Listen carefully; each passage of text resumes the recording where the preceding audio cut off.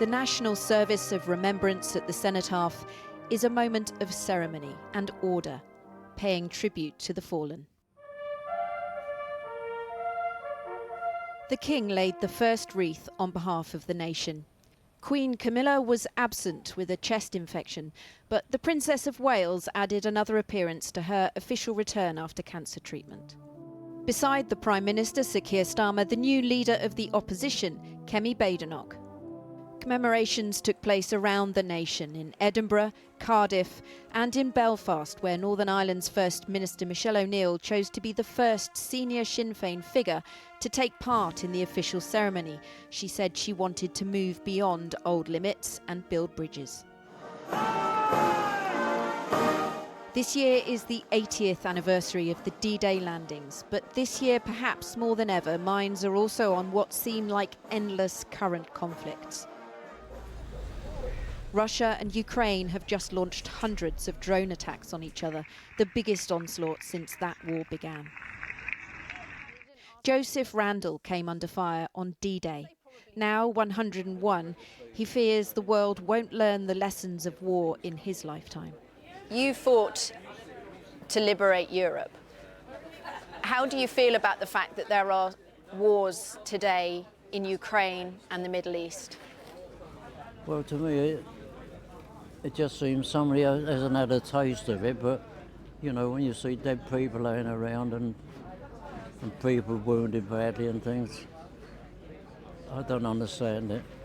I suppose it's tit for tat, a lot of it, isn't it? You know, somebody does something, but to me it's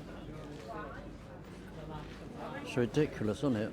I mean, it is a lousy thing. A view echoed by many.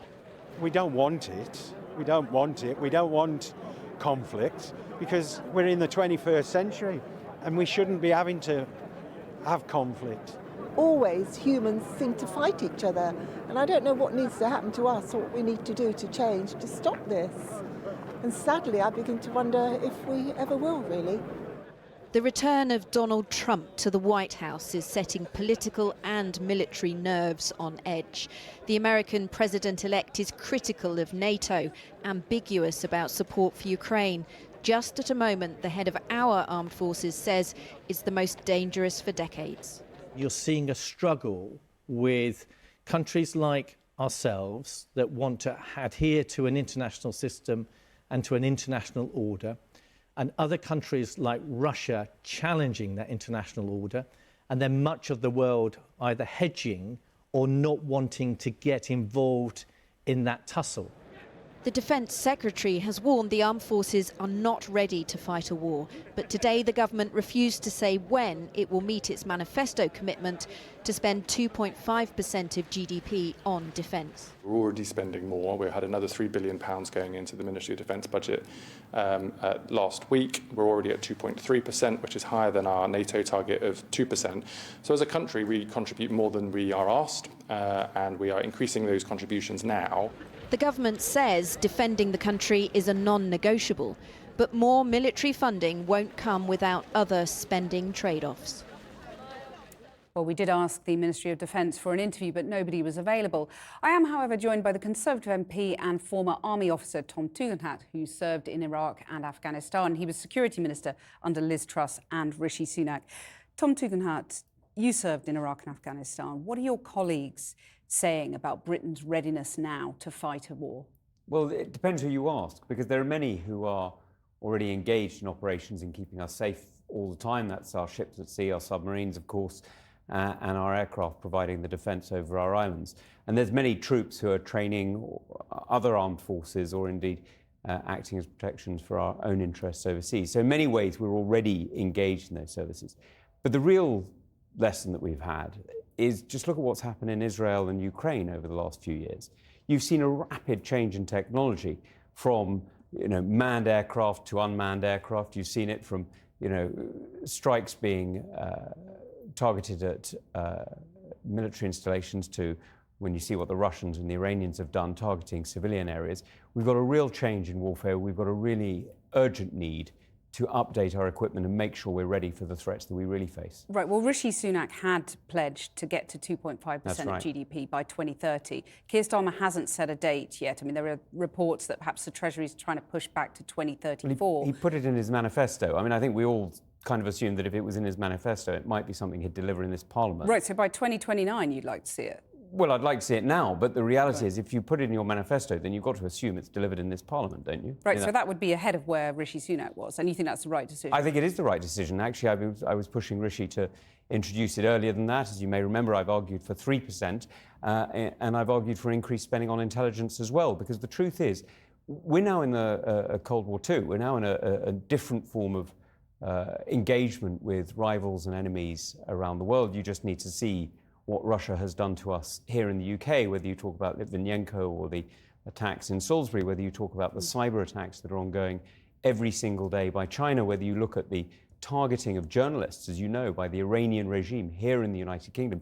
We know that we are being targeted and we need to make sure we're defending ourselves and ready for our own protection. Is that message getting through, though, to the public, to the political leaders? I mean, Kemi Badenoch, for example, newly installed as Conservative leader, what would you say to her about which public services she should advocate cutting to put more money into defence? How do you win that argument? Well, look, this is a conversation I've had with Kemi, and she understands it absolutely, and it's something that she takes very seriously.